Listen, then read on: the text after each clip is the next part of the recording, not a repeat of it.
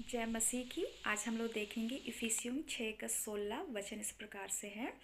और इन सब के साथ विश्वास की ढाल लेकर स्थिर रहो, जिससे तुम उस दुष्ट के सब जलते हुए तीरों को बुझा सको। हालेलुया। यहाँ इस वचन में हम लोग देखते हैं मेरे प्रियो, शैतान हर एक विश्वासी के जीवन में जलता हुआ तीर भेजता है। और हम इस बात को समझ सकते हैं कि एक जलता हुआ तीर अगर निशाने पे लग जाए तो वो उस एरिया को पूरी रीति से जला करके नष्ट कर देगा, तहस नहस कर देगा। और बस एक चीज़ बचता है और वो है राख। हालेलुया। शैतान की हमेशा यही कोशिश रहती है कि हर एक विश्वासी के जन्म के जीवन में जलता हुआ तीर को भेज करके उसके जीवन को पूरी तरह से नष्ट कर देना, उसके आत्मिक जीवन को पूरी रीति से ख़त्म कर देना और उसके अगल बगल वाले लोगों को भी पूरी रीति से नष्ट करना। क्योंकि जब जलता हुआ तीर निशाने पर लगता है तो उसका अगल बगल का चीज़ भी नष्ट होता है ना। हम सब इस बात को महसूस कर सकते हैं, समझ सकते हैं।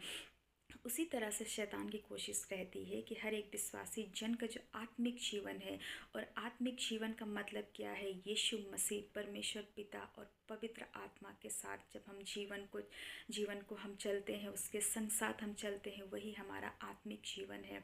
और शैतान का कोशिश हमेशा क्या है, आत्मिक रीति से यीशु मसीह से उनके बच्चों को दूर करना।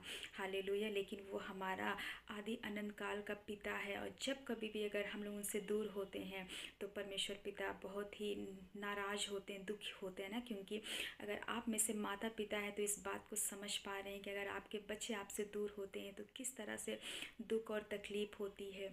और ये जो जलता हुआ तीर है मेरे प्रियो, आपके दिमाग में चल रहा होगा ना कि सचमुच में शैतान जलता हुआ तीर भेजता है। मैंने तो आज तक कभी नहीं देखा, लेकिन जलता हुआ तीर शैतान हमारे जीवन में अलग अलग तरीक़ों से भेजता है। क्योंकि हम सब जानते हैं शैतान बहुत चालाक है। हालेलुया।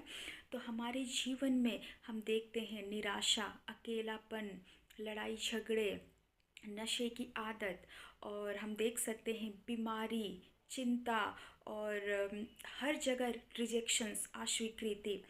इन सब चीज़ों का जब हम सामना करते हैं तो ये कहीं ना कहीं ये शैतान का जलता हुआ तीर है, जो हमारे जीवन में वो जलता हुआ तीर पर शैतान ने मारा है, छोड़ा हुआ है।